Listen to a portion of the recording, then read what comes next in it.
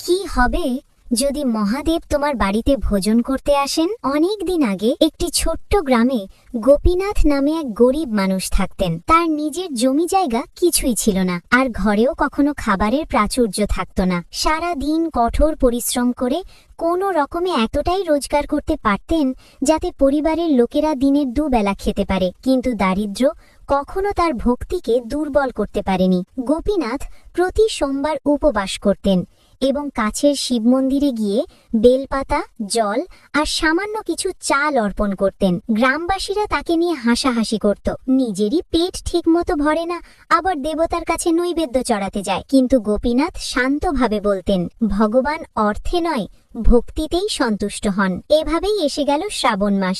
সারা গ্রাম জুড়ে ভক্তিমূলক ভোজন উৎসবের আয়োজন। ধনী মানুষরা নানা রকম সুস্বাদু খাবার রান্না করিয়ে ভক্তদের খাওয়াচ্ছিলেন।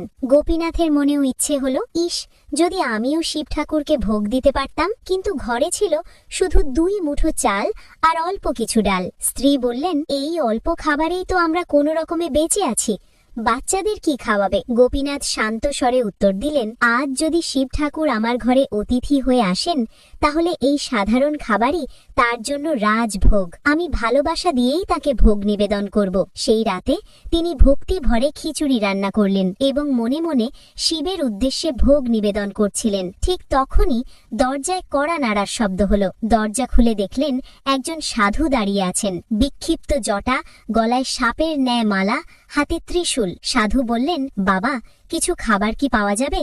আমি খুব ক্ষুধার্ত। এক মুহূর্তও না ভেবে গোপীনাথ তার হাতে পুরো থালাটা এগিয়ে দিলেন। মহারাজ, আমার কাছে এই সাধারণ খিচুড়ি ছাড়া আর কিছুই নেই, দয়া করে গ্রহণ করুন। সাধু মৃদু হেসে খেতে শুরু করলেন। খেতে খেতে হঠাৎ তার রূপ বদলে গেল।